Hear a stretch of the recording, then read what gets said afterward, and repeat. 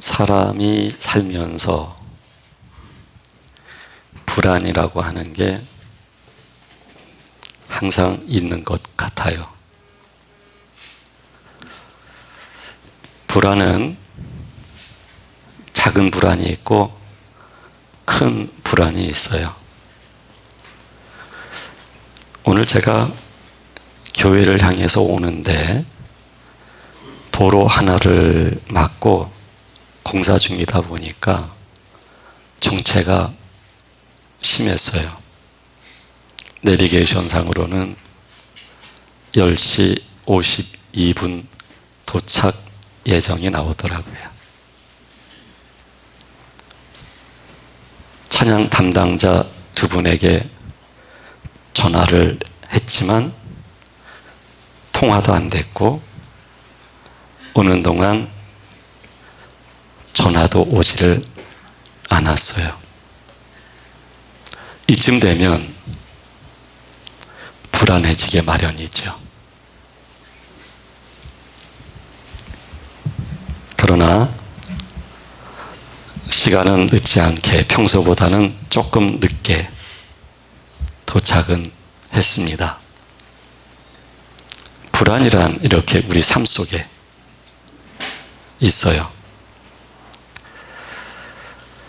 사실 불안은 외적인 영향보다는 자기로부터 발생되는 심리적인 증상이에요. 공포는 외적인 것으로부터 오는 두려움이죠. 천둥벼락이 친다던가 사람이 많이 흘리는 피를 본다던가 직장을 잃는다든가 이때 공포가 생기죠. 두려움이죠. 외적인 것으로부터 오는 심리적인 증상이에요. 불안은 자기로부터 발생이 되어져요. 그래서 이 불안은 크게 두 가지로 나뉜다고 말을 합니다. 하나는 급성으로 오는 불안. 갑자기 스트레스를 받게 되면 불안해져요. 그게 급성으로 오는 불안이에요. 또 하나는 만성 불안. 그냥 불안이 어느덧 자기화 되어진 거예요. 그래서 항상 염려하고 걱정해요. 그러다 보니까 머리가 띵 하고 두통이 생기고 몸에서 열이 나고 피곤하고 기억력도 잃게 되고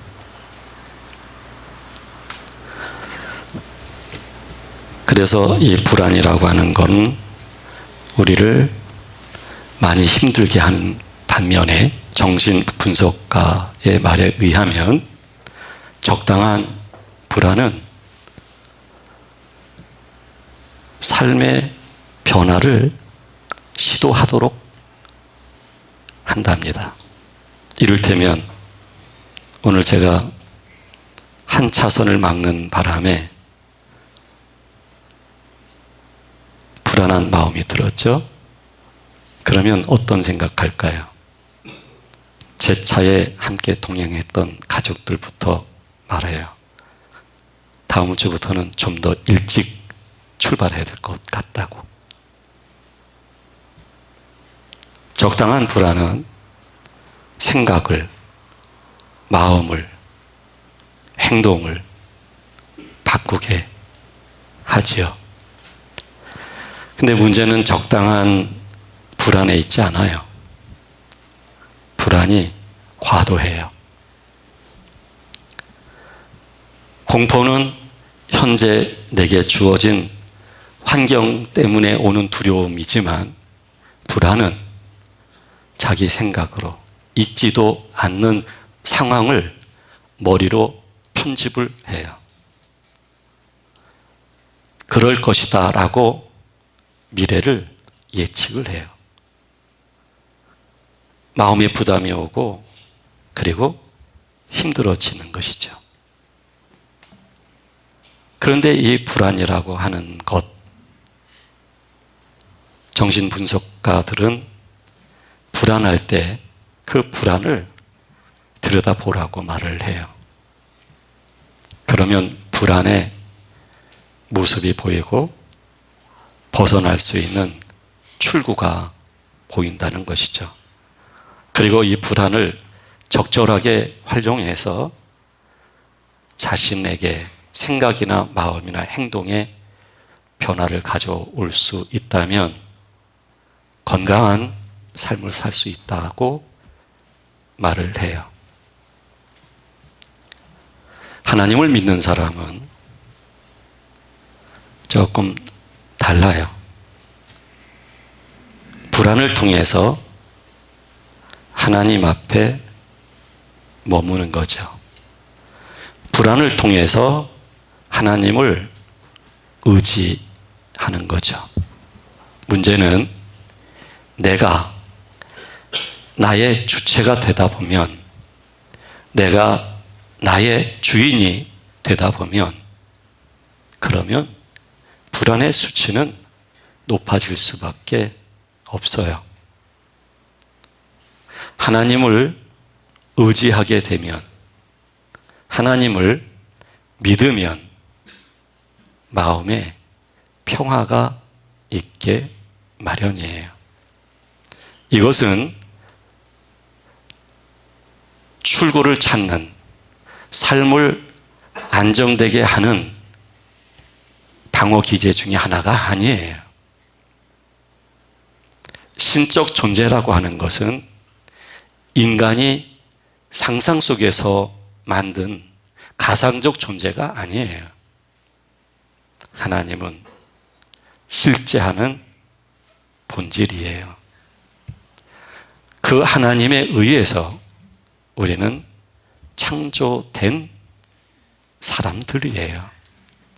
창조받은 사람이 창조하신 하나님을 알고 하나님을 의지한다고 하는 것은, 그것은 삶이 완전히 달라지는 거예요. 여기에 문제는 믿음이에요. 믿음은 사람이 얻을 수 없어요. 사람의 논리, 사람의 과학 얻을 수 없어요. 사람의 철학 얻을 수 없어요.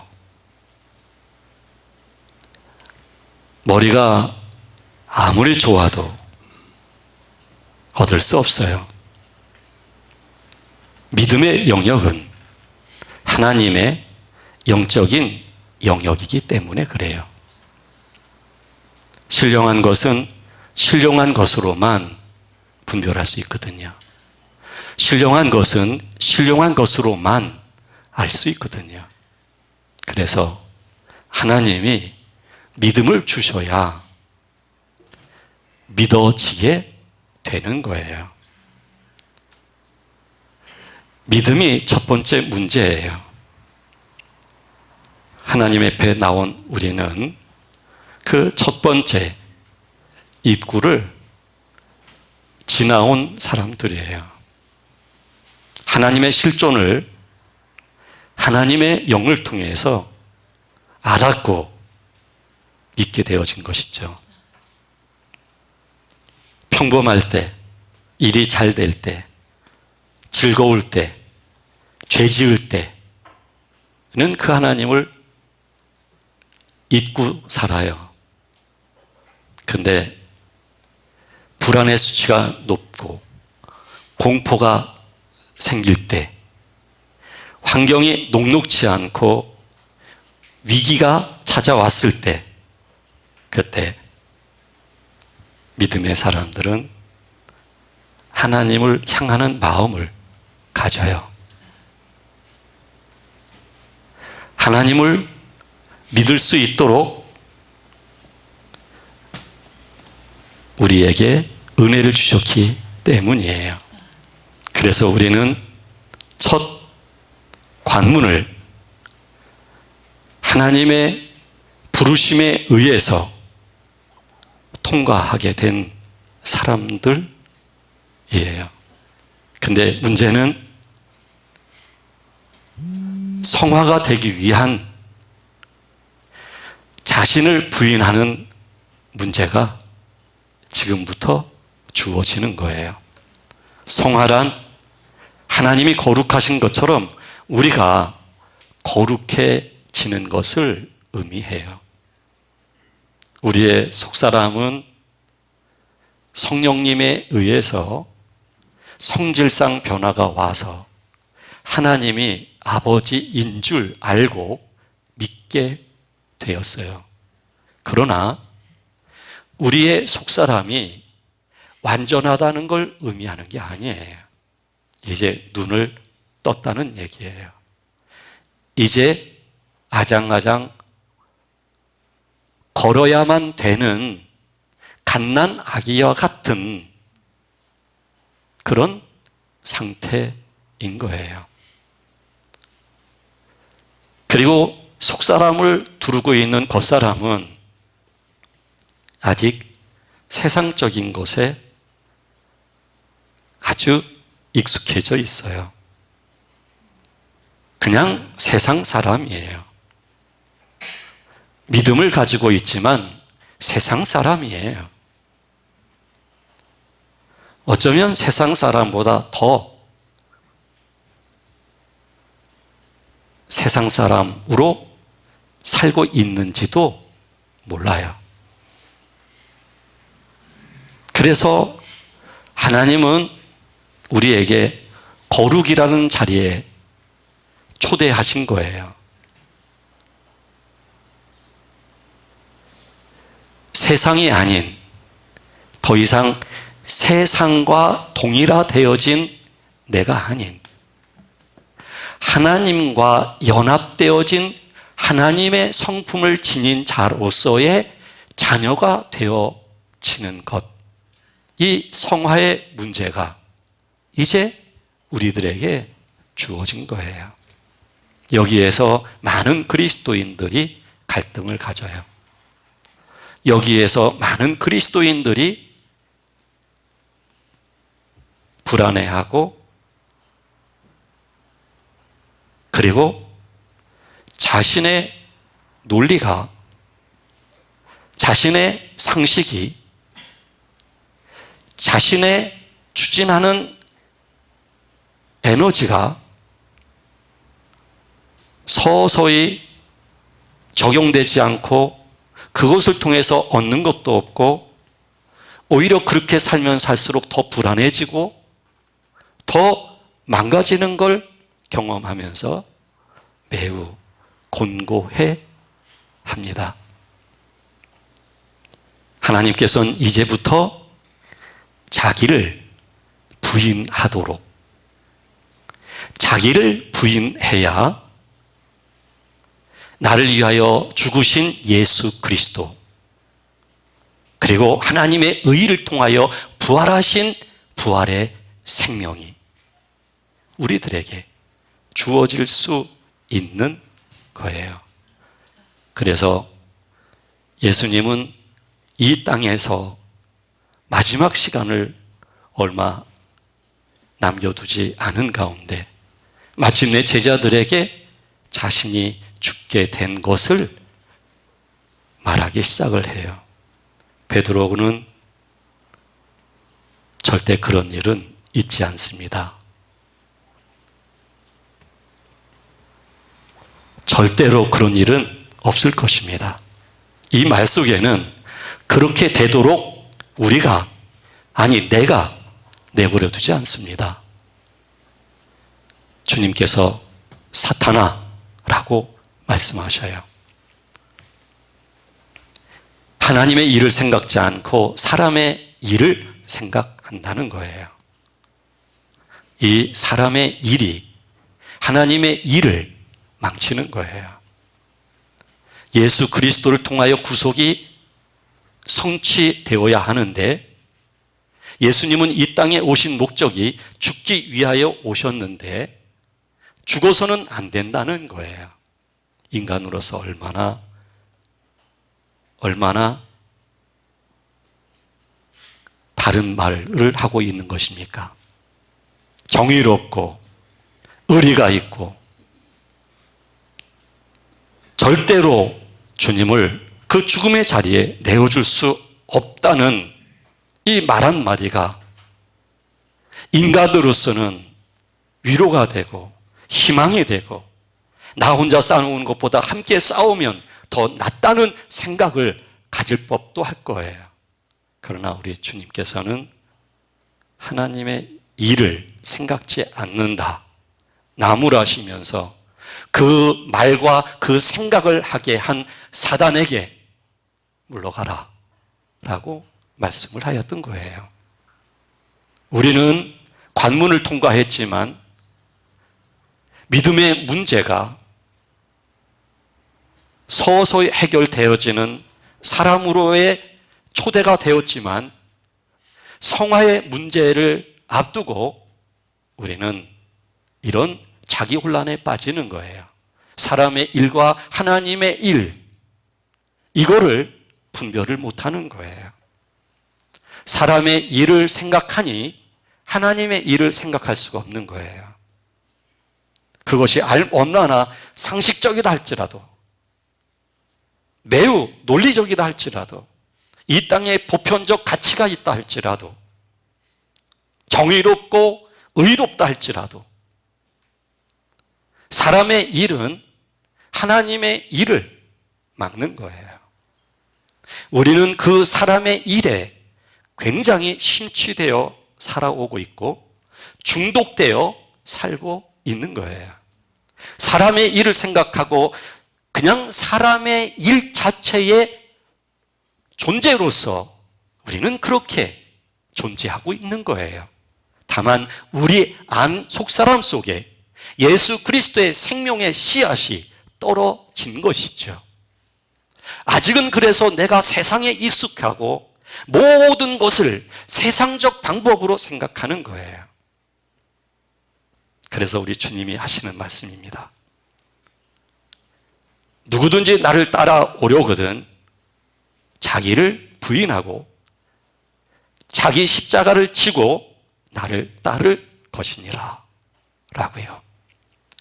누구든지 제 목숨을 구원하고자 하면 잃을 것이요 누구든지 나를 위하여 제 목숨을 잃으면 찾으리라 라고 말씀하고 있어요. 사람은 도무지 이해할 수 없는 말이에요. 도무지 할 수 없는 일이에요. 목숨을 잃는다. 목숨을 잃을 만한 상황이 되면 우리는 공포에 휩싸이게 되어져요. 그 공포를 갖는 이유는 내가 비상이 걸렸다는 것이죠. 그 공포는 빨리 출구를 찾으라는 거예요. 살기 위해서 방법을 찾으라는 거예요. 우리의 몸은, 우리의 정신은 그렇게 시스템화되어 있는 존재예요. 공포가 출구를 찾게 하는 거예요. 두려움이 무언가 방법을 찾으라는 거예요. 그렇게 익숙해 있는 우리가 목숨을 버린다? 이건 죽었다 깨어나도 할 수 없는 일이에요. 니고데모가 그러면 어머니 안에 들어갔다가 다시 나와야 됩니까? 거듭남에 대해서. 그러니까 우리 주님이 아니 지도자라고 하면서 그 말의 의미도 모르느냐? 아무리 신학을 알고 있고 아무리 종교를 알고 있다 할지라도 성령에 의한 하나님의 사람으로서의 거룩함에 그 거룩한 예수 그리스도의 장성한 믿음의 분량의 수준까지 들어가지 못하게 되면 사람의 일을 생각할 수밖에 없는 거예요. 사람은 사람의 일을 생각할 수밖에 없어요. 우리는 그렇게 살아가고 있어요. 사람의 일을 생각하면서. 그래서 사람이 나를 이해해 달라고 해요. 하나님께도 사람이 나를 도와달라고 해요. 사람이 나의 기도를 들어달라고 말을 해요. 나 지금 힘들다고 말을 해요. 어떻게 이런 일이 있을 수 있느냐고 말을 해요. 사람을, 나를 어떻게 이렇게까지 할 수 있느냐. 앞이 보이지 않는다고 말을 해요. 사람의 일이에요. 그래서 주님이 자기를 부인하라. 자기를 부인할 수 없는 우리들입니다. 자신의 목숨을 내어줄 수 없는 우리들입니다. 죽었다 깨어나도 안 되는 일입니다. 믿음이라는 것은 강요로 되는 게 아니고 설득으로 되는 것이 아니고 논리로 되는 게 아닙니다. 믿음이란 하나님의 영의 역사입니다. 하나님의 영이 우리 개인 속에 들어오셔서 우리를 변화를 시켜야 아멘할 수가 있고 내가 그런 수준의 사람으로 변화될 수가 있는 것입니다. 그래서 하나님께서는 첫 번째 관문을 통과해 온 우리들에게 두 번째 성화의 문제를 풀어주기 위해서, 하나님의 거룩함에 참여시키기 위해서 하나님은 우리를 부인할 수밖에 없도록 하나님은 인도하시는 겁니다. 자기를 부인하는 것은 두 가지 형태가 있습니다. 내가 나를 부인하는 형태입니다. 그것은 필요한 자기 노력입니다. 필요한 자기 의지입니다. 내적으로 하나님을 사모하는 마음으로 내가 할 수 있는, 선택할 수 있는 행동이 자기 부인입니다. 나쁜 습관, 버려야 될 악행, 잘못된 가치, 세상적인 오염된 타락한 모든 행동, 자기 부인을 통하여, 자기 노력을 통하여, 자기 의지를 통하여 부인하는 노력이 있습니다. 그러나 그거는 내가 하나님께 반응할 수 있는 전부입니다. 내가 하나님을 믿는 사람으로서 내가 지금 할 줄 아는 전부입니다. 하나님은 그 과정을 걸어오는 사람에게 칭찬을 아끼지 않습니다. 많은 은혜를 경험하게 하십니다. 그러나 종국에 도착하는 곳은 자기 한계요, 자기 한계를 통한 공허함이요, 자기 한계를 통한 철저한 타락된 자신의 모습만 확인할 뿐입니다. 자신의 그 실체를 확인할 뿐입니다. 그럼에도 불구하고 자기를 부인하는 자기 선택, 자기 노력, 자기 의지 필요합니다. 그리고 자기 한계에 부닥친다는 얘기는 하나님이 하나님의 힘으로 우리가 할 수 없는 자기 부인을 하도록 하나님이 역사하시는 방법입니다. 하나님이 역사하시는 방법, 하나님이 역사하시는 방법은 하나님의 일과 사람의 일에 대하여 끝까지 갈등을 갖게 하시는 일입니다. 사람의 일을 버리지 못한 내가 가야 될 자리까지 가도록 하나님이 인내하시고 참으면서 허용하시면서 그것까지도 넓은 의미에서 지켜보시는 하나님의 거룩한 행위인 것입니다. 그래서 하나님이 우리들을 막바지 단계까지 가도록 하십니다. 마침내 힘이 빠집니다. 불안과 공포와 자기 갈등과 여러 가지 심리적인 현상들이 드러나면서 그리고 자기 존재 자체에 대하여 이제는 부정할 수밖에 없는 그 자리까지 다다르게 됩니다. 필요한 길이며 필요한 과정인 것입니다. 왜? 육체의 존재인 내가 하나님의 생명이 들어온 나의 영혼을 감금하고 억압하고 있기 때문인 것입니다. 그것이 주의 일이라고 스스로 생각하고 있고 스스로가 사는 길이라고 생각하고 있기 때문에 자신의 영혼을 억압을 하고 있는 것입니다. 그래서 그 억압하는 육체가 끝까지 가는 것입니다. 하나님은 그 끝까지 가도록 허용하시는 것입니다. 그래야 힘이 빠지기 때문인 것입니다.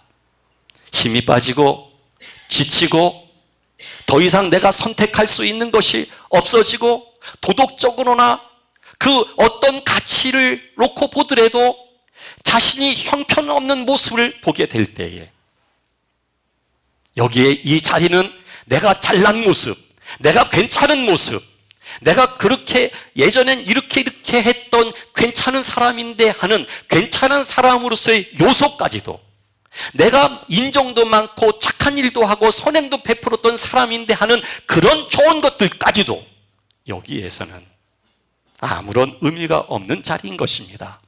이제 하나님께서는 내가 가지고 있는 선행, 내가 가지고 있는 의, 내가 가지고 있는 인정, 내가 가지고 있는 일체 모든 생각과 행동까지도 얼마나 지금 사도 바울이 베드로가 착한 말을 한 것입니까? 주님을 보호하겠다고 하는데 우리는 그런 정의감, 이 땅의 인류의 보편적 가치를 품고 여기까지 온 것입니다. 하나님을 그렇게 섬겼고 그렇게 하나님께 영광을 돌린다고 봉사했고 그렇게 살아왔던 것입니다. 그래서 여기까지 온 것입니다. 이제 여기에서는 모든 악행, 모든 더러운 것뿐만 아니라 내가 그럴듯한 인간으로서의 장점, 좋은 성품까지도 이제는 여기에서는 이별을 해야만 하는 것입니다. 그래서 사도 바울이 말한 것입니다. 당대의 많은 사람들이 내가 히브리인이고 바리새인이고 말을 합니다. 내가 혈통이 어떠하고 내가 어떤 사람이고 말을 합니다. 이럴 때 사도 바울이 정신없는 말을 하거니와 나도 히브리인 중에 히브리인이다 라고 말을 하는 것입니다. 내가 율법으로는 흠이 없는 사람이다 라고 얘기를 하는 것입니다. 이 모든 것을 정신없는 말이라고 말을 합니다. 사람의 일을 생각하기 때문인 것입니다. 그래서 사도 바울이 내가 이제부터 예수 그리스도를 알기 위하여 그 일체 모든 것들을 배설물로 여긴다. 자기를 논다는 거예요. 자신의 알량한 마음을 논다는 얘기예요. 자신이 자기를 만족시켜준 자기 존재의 가치를 깨우쳐 알게 하고 용기를 갖게 했던 나의 나다움을 버린다는 얘기예요. 더 이상 나의 에너지가 아니고 더 이상 내가 어떤 가치에 의한 존재 확인이 아니라 이제는 내가 확인이 되어도 예수 그리스도요. 내가 살아도 예수 그리스도요. 내가 그리스도 예수 안에서 그분의 마음과 그분의 성품을 가진 자로서의 지금 그 자리에 들어가겠다는 거예요. 이것이 자기 부인이에요. 자기 부인이란 그래서 첫 번째는 나의 선택이지만 나의 의지지만 그러나 그 결과는 한계점이고 공허함이며 자기 존재까지 뿌리가 흔들리는 그럴 수밖에 없지만 그럼에도 불구하고 내가 할 수 있는 그 노력은 필요하며 가서 끝에 다다랐을 때 하나님은 나를 부인할 수밖에 없도록 하나님은 역사하시는 거예요. 결과적으로는 우리가 가는 길이 예수 그리스도와 함께 가는 길이며 예수 그리스도와 함께 죽기 위하여 가는 길이며 예수 그리스도와 함께 죽어야만 예수 그리스도와 함께 살 수 있는 길을 우리는 가고 있는 거예요. 근데 우리는 살아야 한다고 말을 해요. 아프다고 말을 해요. 도무지 나는 더 이상 못 가겠다고 말을 해요. 사람의 일을 생각하기 때문이에요. 사람의 일이 여러분들을 얼마나 행복하게 만들어졌습니까? 사람의 일을 해서 얻은 것이 과연 무엇입니까? 사람의 일, 사람이 가지고 있는 그것으로 여러분들이 즐기고 즐거워해 본들 그것이 어디까지겠습니까? 참 죽음은 그걸 알게 해요. 죽으면 그 좋은 모든 소유 다 버려요. 자신의 육체하고도 이별을 해요. 이게 죽음이에요. 예수 그리스도와의 죽음이란 바로 이런 것들을 내려놓는 거예요. 성향을 내려놓는 것이며 내 안에 있는 나를 내려놓는 것이며, 이 죽음을 통과해야 예수 그리스도의 부활의 생명을 얻게 되는 겁니다. 우리는 그런 자리에 초대된 사람들입니다.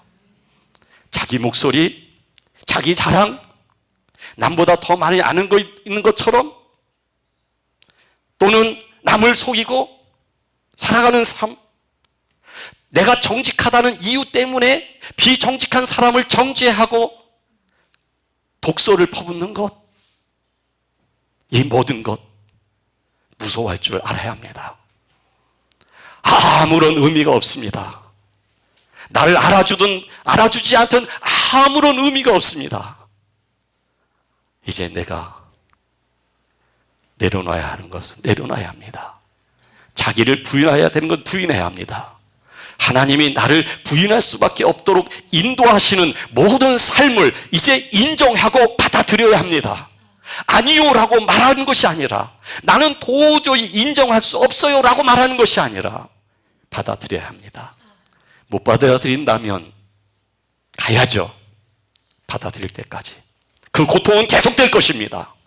아주 집요하게 우리를 따라갈 것입니다. 단순히 그 고통은 나를 무너뜨리기 위한 부정적인 힘이 아니라 하나님이 나를 부인하는 수단으로 고통이라는 것을 통해 역사하고 계시는 것입니다. 우리는 그 고통을 끌어안고 울 때가 있을 것입니다. 이것을 통해서 나를 발견하게 됐고, 이것을 통해서 나를 내려놓게 되었고, 이것을 통해서 내가 하나님을 알게 되었기에 그 고통을 끌어안게 될 것입니다. 그 고통이 물질이 될 수도 있겠고, 그 고통이 사람이 될 수도 있을 것입니다. 끌어안고 정말 고마움을 표현하게 될 것입니다. 하나님은 여러분들을 실망시키지 않을 것입니다. 하나님은 여러분들을 가장 평안으로, 가장 주 안에서의 기쁨으로, 그리스도 예수 안에서의 진정한 풍성함과 하나님의 기업이 무엇인지를 경험하게 하실 것입니다. 그 삶 속에서 여러분들은 아버지를 사랑하며 그 아버지를 향하여 자신을 드리고 싶은, 자신을 내어드리고 싶은, 그 아버지로만 살고 싶은 거룩한 또 다른 마음이 넘치게 될 것입니다. 영원하신 아버지는 우리들의 사랑의 아버지십니다. 기도하겠습니다.